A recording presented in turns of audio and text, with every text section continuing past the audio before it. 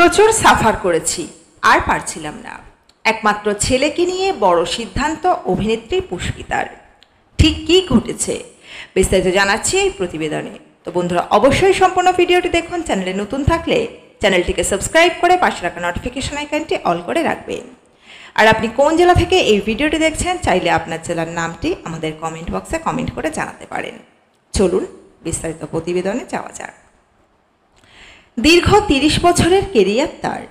অভিনেত্রী পুষ্পিতা মুখোপাধ্যায়কে চেনেন না হয়তো এমন মানুষ খুব কম। সেই পুষ্পিতা মুখোপাধ্যায় বিগত বেশ কয়েক বছর ধরে ছেলেকে নিয়েছিলেন জেরবার। কারণ একটাই, ফোনের গেমে অতিরিক্ত আসক্ত তার ছেলে। কিছুতেই বাগে আনতে পারছিলেন না তাকে। দিদি নাম্বার ওয়ানের মঞ্চে এসে কেঁদে ফেলেছিলেন তিনি। এবার সেই ছেলেকে নিয়েই বড় সিদ্ধান্ত নিলেন পুষ্পিতা। না, আর নিজের কাছে রাখা নয়, ছেলেকে সোজা পাঠিয়ে দিলেন দিল্লিতে। সেখানেই হোস্টেলে থেকে পড়াশোনা করবে সে।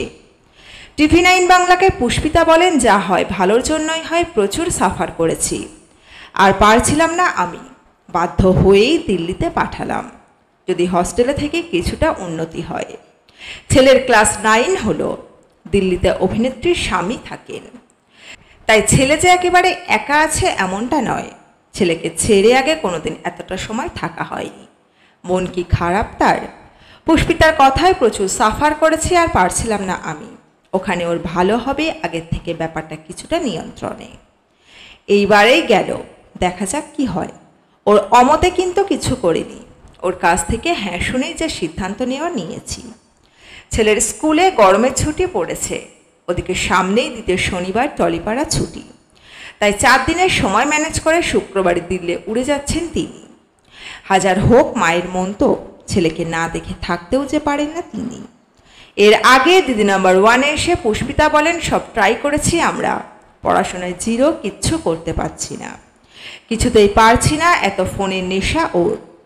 অসহায় মা আরও বলেন, হাতে যদি একটু পাওয়ার থাকতো তবে অনেক বাচ্চার জীবন সুন্দর হয়ে যেত। ওরা তো বুঝে নিজের ক্ষতিটা করছে না, ওরা নতুন জিনিস পেয়ে ভেসে যায়। আমি কিন্তু পুরোটা সময়টা ছেলেকে দিয়েছি, কিন্তু কিচ্ছু লাভ হয়নি। অবশেষে সেখান থেকে নিস্তার মিলবে এমনটাই আশা মা পুষ্পিতার। তো বন্ধুরা, এই আপডেট ছিল এতটুকুই। দ্রুত ফিরে আসছি এরকম নতুন কোনো আপডেট নিয়ে। অজানা গল্প চ্যানেলের সঙ্গে থাকার জন্য সকল দর্শক বন্ধুকে অসংখ্য ধন্যবাদ। দেখতে থাকুন, চোখ রাখুন অজানা গল্প চ্যানেলে।